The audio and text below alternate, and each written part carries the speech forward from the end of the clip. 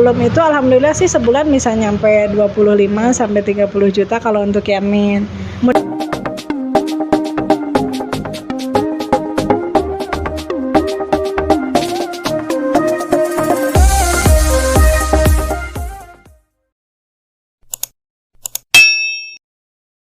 Teman-teman, ini dia ordernya Yamin.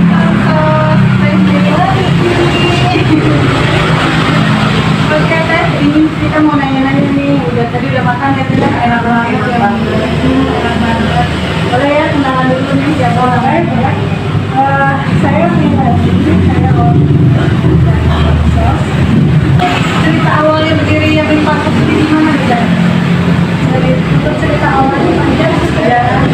Jadi awalnya saya ghost kitchen awalnya teh ghost kitchen kita buka usaha atau jualan gitu, tapi tanpa ada tempatnya, tanpa ada restonya, tanpa ada warungnya gitu. Jadi jualannya di rumah pakai sistem delivery, jadi online seperti itu. Awal mulanya banget sih begitu. Tahun berapa itu tuh teh? Itu tahun sebelum pandemi ya, sekitar 2018 awalnya. Ini jualannya offline atau Offline dan online juga. online juga. Online-nya itu di mana tuh? Online-nya ada di GoFood, di GrabFood juga ada, sama di delivery service sih. Kalau di Sumedang kan banyak ya, banyak delivery service. Nah itu tuh modal awal sebetulnya, karena saya memulainya kerjasama dengan si delivery service ini. Jadi sampai sekarang alhamdulillah tuh konsumennya tuh masih banyak gitu, customernya. Jadi kita semacam mutualisme lah sama delivery itu gitu. Jadi kita butuh konsumen gitu, mereka juga butuh order Sekaligus gitu. promosi ya. Sekaligus promosi dan gratis untuk beberapa delivery. Ada juga yang berbayar, ada juga yang gratis. Ini banyaknya offline apa online? Kalau sekarang banyaknya offline. Kalau dulu kan online, only online dulu. Dulu ya. Only online. Nah, kenapa saya bilang tadi jadi modal ya teh ya? Kita kan udah kalau ibarat itu tes ombak dulu lah gitu. Jadi sebelum kita keluar modal besar, kita cek ombak dulu kayak gimana sih respon konsumen, ada nggak yang suka sama produk kita gitu, tervalidasi nggak produk kita sama konsumen, jangan cuman enak menurut kita. Biar kan kita tahu pasar juga ya. nggak bisa diukur ya kalau enak menurut kita tuh belum tentu enak menurut orang. Nah, kalau misalkan orang pertama nyoba terus beli lagi, repeat order lagi, oh berarti enak, Berarti keterima ya. tervalidasi lah di konsumen. Nah itu modal awal untuk saya. Nah kemudian setelah ghost kitchen itu anggaplah itu fase pertama ya teh ya. Ghost kitchen kan kita tanpa modal, cuman pakai dapur yang ada, perabot yang ada di dapur kita sendiri. Nah setelah ghost kitchen masuk ke fase 2. Fase 2-nya itu saya kerjasama dengan orang lain. Orang lain dia punya tempat, nyewa, ini kita masuk ke situ gitu. Kita tanpa modal, hanya bagi hasil sistemnya. Konsinyasi sistemnya bagi hasil. Produk kita masuk di menu mereka, nanti ada jatah berapa persen. Iya, gitu. Itu fase kedua menurut saya. Nah terus fase ketiganya itu kita memberanikan buka sendiri, mandiri. Artinya mandiri itu nyewa tempat sendiri gitu ya, modal sendiri, itu Semuanya sendiri ya? semuanya sendiri. Jadi owner sendiri, pekerja sendiri, semua sendiri, mandiri. Nah itu kita anggaplah itu fase ketiga gitu ya, kita nyewa, keluar uang untuk sewa, untuk ini. Nah sekarang alhamdulillah nih ini masuk ke fase keempat. Alhamdulillah sudah tidak sewa lagi, alhamdulillah sudah di tempat sendiri. Anggaplah seperti itu ya. Kalau kemarin kita anggapnya masih gerobakan, masih kaki lima. Insya Allah naik kelas nih teh. Harus ya, karena enak ya teh ya. Jadi kalau boleh saya tahu modal awal ya. Modal awal nggak lebih dari 1 juta. Modal awalnya kita kan nggak pakai gerobak, nggak pakai sewa tempat, kita cuman pakai peralatan yang memang ada di rumah, pakai kompor yang kita pakai sehari-hari, pakai panci yang kita pakai sehari-hari. Jadi modalnya cuman beli bahan aja dan yang utamanya modalnya modal nekat. Bukan modal nekat juga sih, nekat tapi terarah gitu ya. Nekat tapi kita ada tujuan ke depannya, karena ini hanya memulai saja, karena segala sesuatu kalau nggak dimulai nggak akan ada nggak akan hasilnya. terjadi ya. Makanya Terjadi Yamin Pansos ini memulai itu tuh yang susah. Segala sesuatu harus ada niat ya. Niat yang kuat. Oh gitu ya, tapi tetap ya Teh ya, kualitas tetap dijamin ya. Kalau untuk kualitas insya Allah, kenapa tadi saya bilang harus produk itu harus tervalidasi oleh customer. Iya. Kenapa gitu ya? Karena kan yang menjadi kuncinya di customer, di pelanggan. Kalau pelanggan kita sudah ada kekecewaan, misalkan kok rasanya berubah, kok ininya berubah, otomatis kan menurun juga ya kepercayaan konsumen ke kita. Itu akan ngaruh ke usaha kita. Kita kan, kalau saya pribadi karena awalnya memang awal mulanya kenapa saya pengen belajar bikin mie, belajar bikin bakso, karena anak-anak suka. Kalau anak-anak suka kan kita cari produk kualitas yang terbaik ya. Pasti kalau untuk anak kita nggak bakal sembarangan ngasih gitu. Makanya prinsip saya ketika saya berjualan itu harus produk yang memang bisa kita makan. Kita aman untuk memakannya, kita aman untuk mengkonsumsinya gitu. Makanya kualitas selalu dijaga. Makanya insya Allah alhamdulillah yang udah beli pada balik lagi gitu. Sebenarnya kita juga akan balik lagi ya. Harus ya Teh ya. Oh ya Teh. Setiap hari ya. Nah, kita ke sini. Iya. Teh ya. Iya, insya Allah. Oh ya Teh, saya mau tahu nih best sellernya di sini apa tuh Teh? Kalau untuk best seller ini kan Yamin ya yang ditonjolkannya.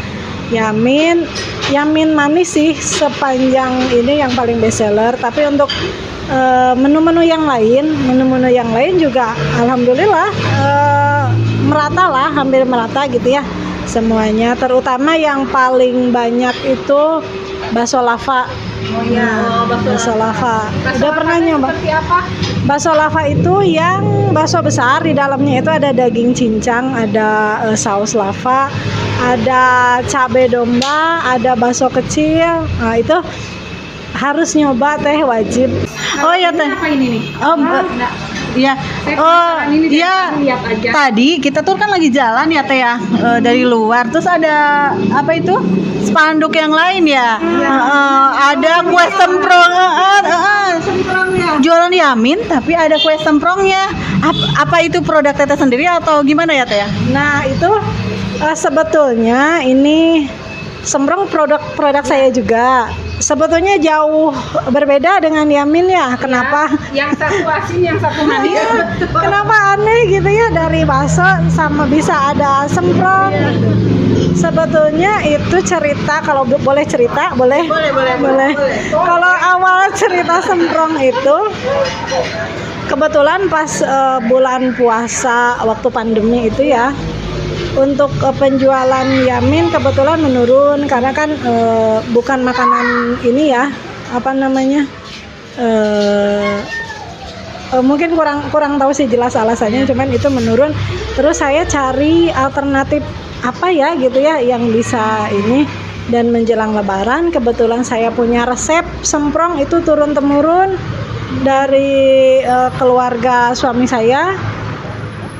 Kenapa tidak dicoba gitu ya untuk lebaran, menyambut lebaran pas saat itu. Kemudian saya coba bikin semprong itu, ternyata alhamdulillah sampai saat ini. Jadi saling menyokong, kalau bisa dibilang adik kakak lah, Yamin Pansos sama semprong.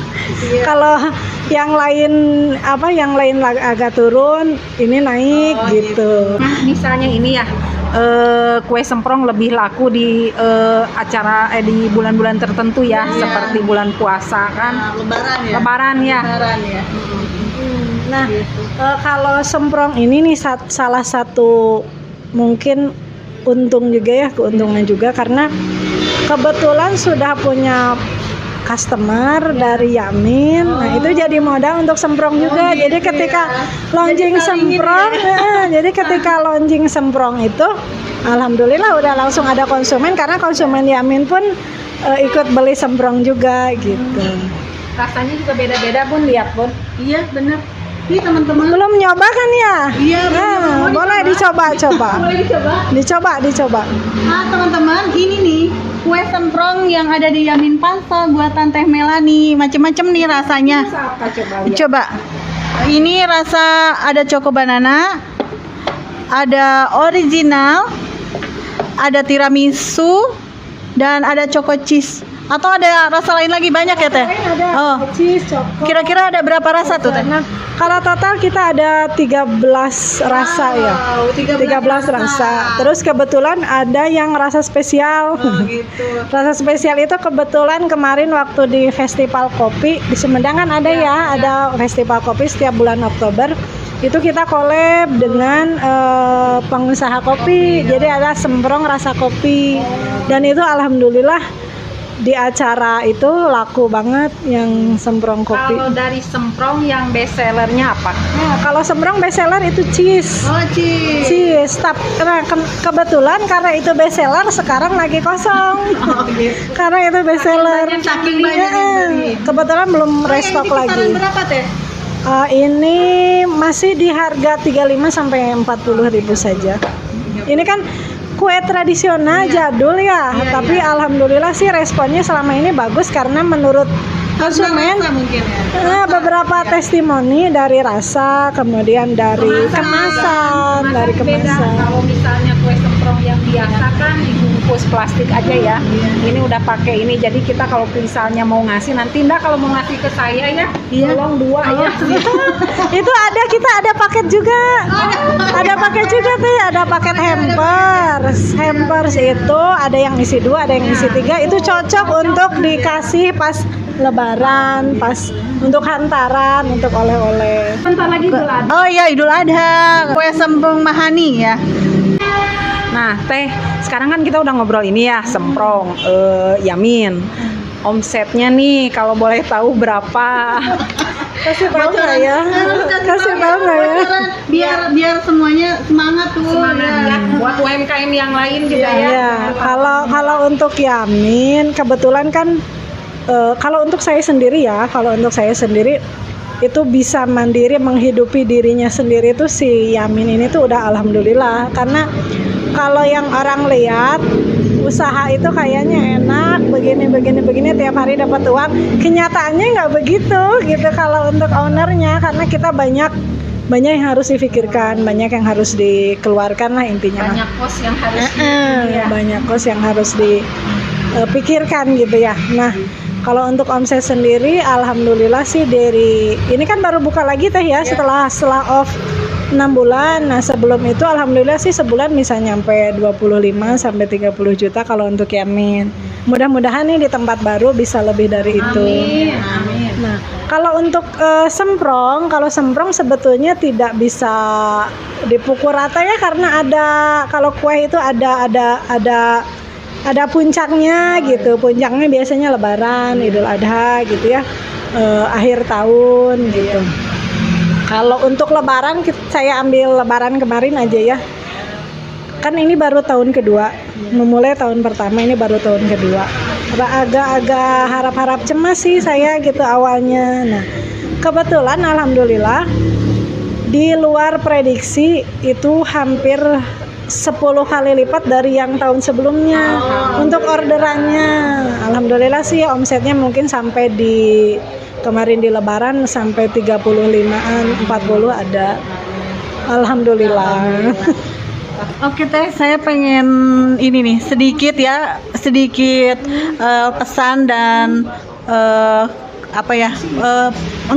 kesan sama apa sih? Untuk penyemangat untuk UMKM yang baru memulai usahanya. Kan kadang kita kalau misalkan kayak Teteh kan kemarin jatuh bangun tapi tetap aja kan berjuang. Nah itu ya maksudnya Teh untuk mensupport teman-teman UMKM biar nggak pantang menyerah. Coba dari Teteh ya. Kalau dari saya tadi ya, jangan ragu untuk memulai, karena kalau sudah memulai, kalau kita sudah melangkah, insya Allah selalu ada jalan.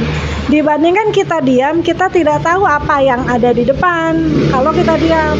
Tapi sekalinya kita melangkah, artinya sekalinya kita mulai, kita melangkahkan kaki satu langkah, kita tahu di depan kita ada apa.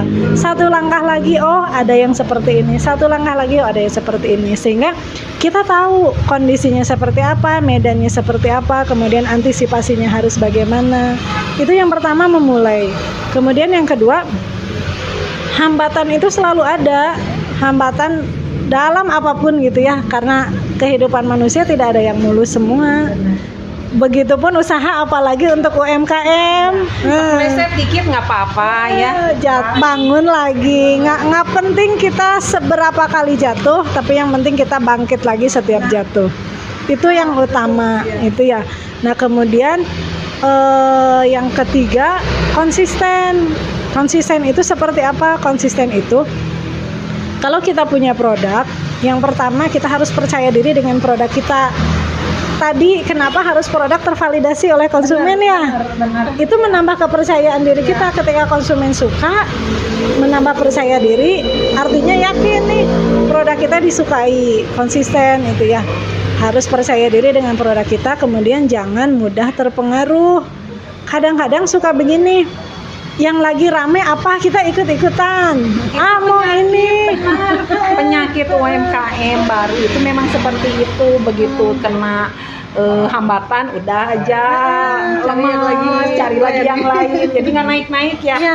Nah seperti itu juga dengan saya. Banyak kenapa masih bertahan dengan Yamin? Alhamdulillah bertahan karena saya merasa kalau kita konsisten fokus pada satu produk, kita akan menggali lebih banyak tentang produk itu. Tinggal kita cari aja kelebihan dari produk itu, kita yang terus gali itu, kembangkan gitu. Jangan aduh produk saya gini ninggalin batur bagus gitu. Pengen yang kayak gitu. Akhirnya keunggulan dari produk kita sendiri itu nggak pernah ketemu gitu. Jadi menurut saya terus aja gali potensi dari produk kita sehingga kita ketemu produk yang terbaik menurut versi kita dan tervalidasi oleh konsumen. Seperti itu. Itu aja mungkin. Ada lagi tuh? Udah mungkin ada. Ya. Pokoknya mah siang ini kita makan udah enak, udah kenyang, terus dapat ilmu ya. Jadi penyemangat. Dapat ilmu penyemangat buat sedikit, dasarnya masih buat. Iya, dapat penyemangat dari Teh Melani untuk para UMKM muda ya. Ya. Oke teman-teman, izin pamit undur. Saya Janir, saya Erna, saya Melani. Sampai jumpa di kulineran UMKM selanjutnya. Assalamualaikum warahmatullahi wabarakatuh. Ada Saya minggu depan itu ada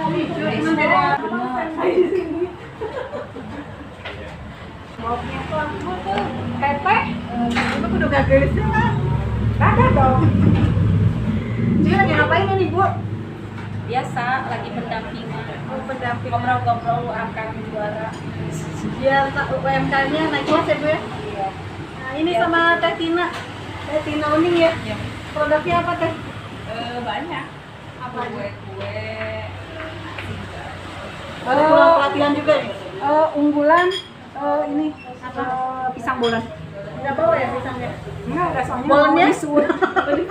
Karena takut pasti diminta. Oh begitu ya? Oh jadi tahu kalau mau takut dia bawa kue. Ilmu ekonomi berlaku di sini. Oh iya udah.